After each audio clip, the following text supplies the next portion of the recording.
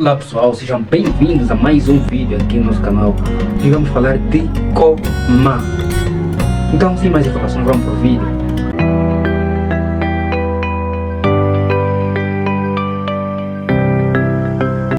Coma, o que é coma? O que é que você precisa saber sobre coma?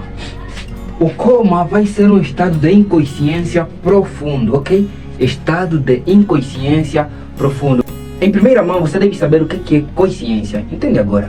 A consciência vai ser a percepção de si mesmo com o ambiente externo. Então, quando você tem a percepção de si mesmo e do ambiente externo, você é capaz de responder a estímulos, você está consciente.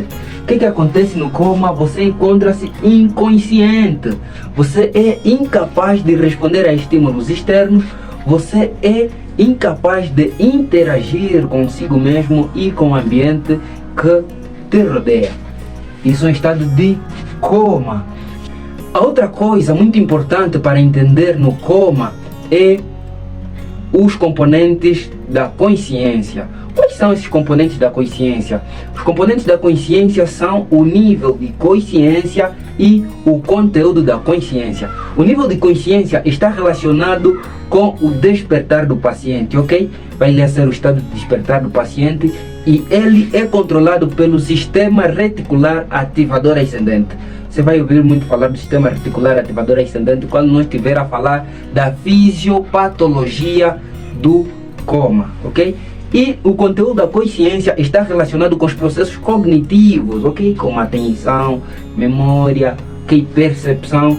E normalmente o órgão responsável pelo conteúdo da consciência é o córtex cerebral, ok? Então, o córtex cerebral é responsável pelo conteúdo da consciência.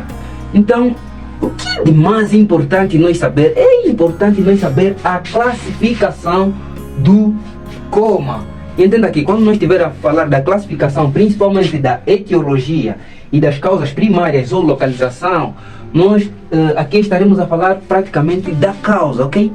A causa do coma, como é que podem ser causado um coma, ok? Então, eu coloquei tudo aqui na classificação, porque o nosso quadro é pequeno e nada a ver, não vai caber.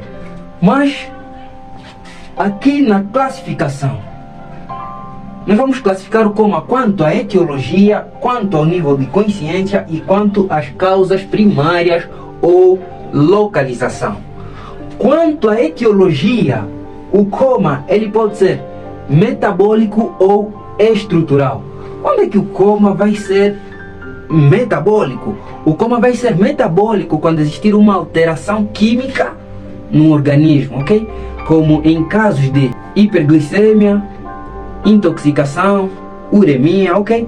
Ou hipoglicemia. Então, quando haver uma alteração metabólica no organismo, quando o coma for causado por uma alteração metabólica, ok? Uma alteração química no organismo, estaremos de um coma com etiologia metabólica. E estrutural, quando existir aí uma alteração na estrutura do organismo, como em casos de traumas, em casos de algumas lesões cerebrais, ok? Então estaremos diante de um coma de etiologia estrutural. Então, os AVCs, por exemplo, que causam aí um rompimento de um vaso, isso e levam posteriormente a um coma. As hemorragias cerebrais, isso é um coma com etiologia estrutural. Quando o coma é causado por um trauma, uma etiologia estrutural, ok? E quanto ao nível de consciência, o coma ele pode ser leve ou profundo, ok? Ou coma superficial ou coma profundo. Quando é que estamos diante de um coma leve ou coma superficial? Estaremos diante de um coma leve ou superficial quando a escala de coma de Glasgow, a pontuação estiver entre 8 a 15 pontos, ok? Então, quando a pontuação for de 8 a 15, estaremos diante de um coma superficial. E estaremos diante de um coma profundo quando a pontuação na escala de coma de Glasgow for inferior que 8 pontos, ok? Então, é necessário saber fazer a avaliação da escala de coma de Glasgow para sabermos então se estamos diante de um coma superficial ou profundo. E aqui no canal já tem um vídeo nos falando da escala de coma de Glasgow, como avaliar de forma detalhada a escala de coma de Glasgow. E já vou te pedir, dá um like no canal, inscreva-se no canal e compartilhe esse vídeo para mais pessoas, porque assim você fica nos ajudando. O YouTube entende que nossos vídeos são importantes, que muita gente precisa saber. Então vamos voltar para o vídeo. As causas primárias ou localização. As causas primárias ou localização, o coma pode ser supratemporais, infratemporais ou difusos ou sistêmicos. Então, os supratemporais, eles acontecem em casos de hemorragias, traumas, ok? E outras deformidades que vão acontecer ali. Ainda a intoxicação também vai fazer parte dos supratemporais. E os infratemporais serão causadas quando existir alguns traumas aí no córtex cerebral ou em casos de hidrocefaleias, ok? E já as causas difusas ou sistêmicas, elas vão acontecer quando existir uma hipóxia, ok? Uma redução de oxigênio no cérebro, ok? Ou em casos de uma disfunção cerebral, ok? Então, esses são aspectos fundamentais que devem ser levados em conta quanto à classificação do coma. E sinais clínicos para diagnosticar o coma. Quais são esses sinais clínicos para diagnosticar o coma? Nós primeiramente devemos entender que os sinais clínicos do coma, eles podem ser abruptos ou progressivos. Nos sinais abruptos, normalmente as causas são estruturais, ok? Nos sinais abruptos, entenda bem, as causas principalmente são estruturais. E nos progressivos, as causas normalmente são metabólicas, ok? Então, hemorragia, por exemplo, embolias e traumas estão dentro da etiologia estrutural. Então, os sinais abruptos, vamos encontrar a hemorragia, embolias e traumas, ok? E nos progressivos, intoxicação, encefalopatia e tumores. Então é muito importante também nós saber esses sinais clínicos, essas características, quando é que são abruptos e quando é que são progressivos, ok? E temos alguns sinais também específicos. São esses sinais específicos. Sinais específicos. Devemos avaliar primeiramente o estado mental, vamos avaliar as pupilas, vamos avaliar a respiração, vamos avaliar os movimentos corporais e vamos avaliar os reflexos do tronco cerebral. O que acontece aqui? No estado mental, nós vamos avaliar praticamente se o paciente está confuso, está orientado ou desorientado, se o paciente apresenta um nível de inconsciência muito elevado. E na avaliação pupilar, nós vamos ver se as pupilas estão ou não reativas à luz e vamos ver se elas estão, se o paciente está com uma midríase ou uma miose. E na respiração, normalmente os pacientes em coma, eles podem apresentar distúrbios respiratórios, ok? Eles podem apresentar uma respiração agônica, eles também podem apresentar uma respiração com ritmo de Cheyne-Stokes. Se você ainda nunca viu o vídeo de sinais vitais, aqui no nosso canal tem vídeos nós falando de sinais vitais. Você vai conhecer um pouquinho mais sobre o ritmo de Cheyne-Stokes. E os movimentos corporais, pacientes em coma, eles podem também apresentar convulsões, ok? Podem apresentar convulsões, então é necessário ter muito cuidado. Por exemplo, lá no diagnóstico da enfermagem, a gente colocou os principais diagnósticos e as intervenções de enfermagem a ter em conta a esses pacientes. E os reflexos do tronco cerebral. Nos reflexos do tronco cerebral nós também vamos avaliar as pupilas, ok?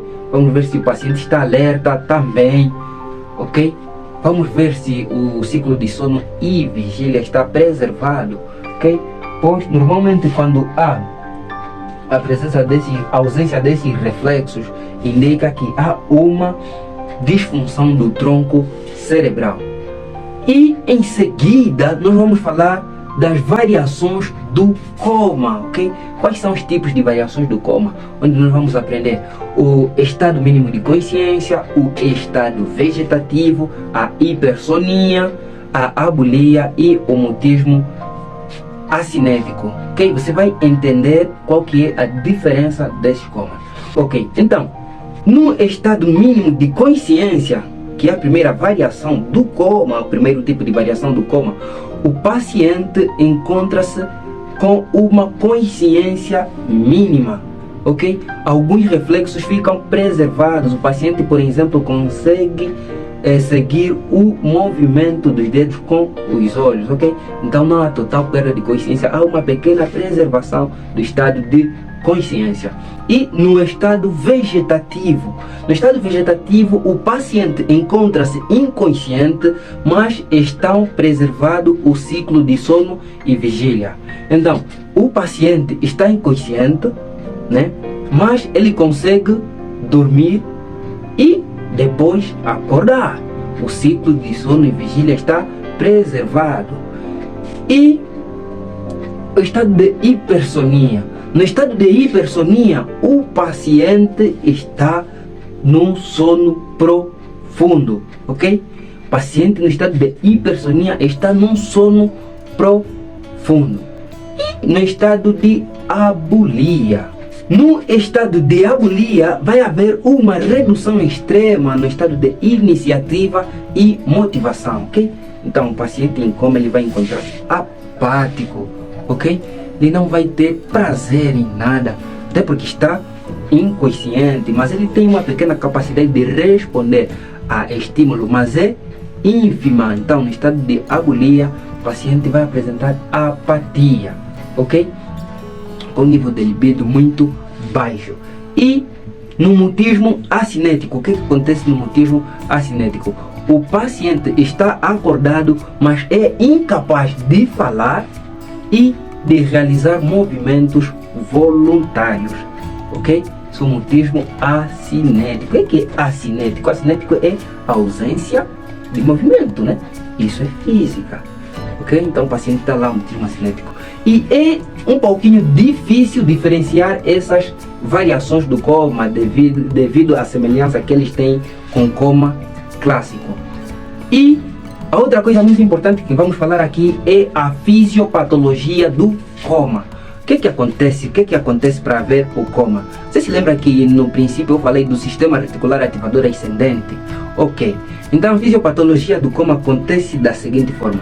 O sistema reticular ativador ascendente, que está localizado no tronco cerebral e no mesencéfalo, ele vai ser responsável pelo estado de alerta do paciente. Ok? Ele vai controlar também o ciclo de sono e vigília. Então é responsável pelo estado de alerta do paciente, esse sistema reticular ativador ascendente. Então, quando acontece um dano, seja por causa metabólica ou causa estrutural, ele vai comprometer o córtex cerebral, que é responsável pela atenção, percepção e memória. Linguagem também, é responsável pelos processos cognitivos, o córtex cerebral, e posteriormente levar ao coma, ok? Então, é mais ou menos isso que acontece, ok? Então, como fazer a avaliação clínica do coma?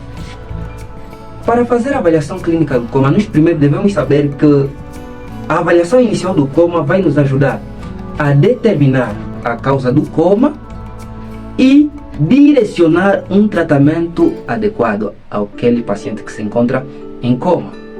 Então, existem 3 critérios essenciais que devem ser feitos durante a avaliação. Primeiro, realizar um bom histórico clínico, fazer exame físico e fazer exames neurológicos, ok? Então, histórico clínico, exame físico e exames neurológicos.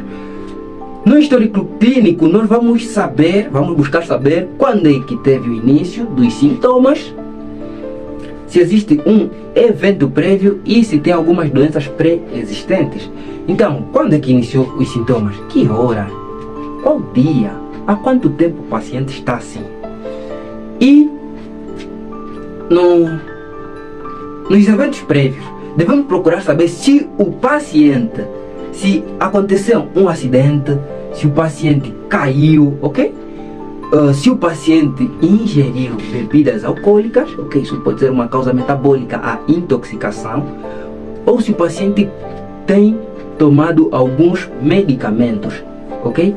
Que podem levar também a um coma. E se tem algumas doenças pré-existentes, vamos saber se o paciente tem algumas doenças do trato urinário, de algumas doenças hepáticas. Vamos também saber se o paciente é diabético, né? Uma doença aí metabólica. Vamos saber se o paciente é diabético. Então, essas são as doenças pré-existentes que podem estar linkadas com o coma. E depois vamos para o exame físico. No exame físico, o que o exame físico vai nos mostrar? O exame físico vai nos ajudar a confirmar a alteração do estado mental. O exame físico vai nos ajudar a confirmar a disfunção neurológica. O exame físico vai também nos ajudar a determinar a causa na maioria das vezes, ok? Então é muito importante realizarmos o exame físico. E em seguida temos a avaliação neurológica. Na avaliação neurológica nós vamos avaliar as pupilas, ok? Vamos avaliar a consciência, os reflexos do tronco cerebral ou os movimentos oculares. Então é muito importante ter em conta essas características.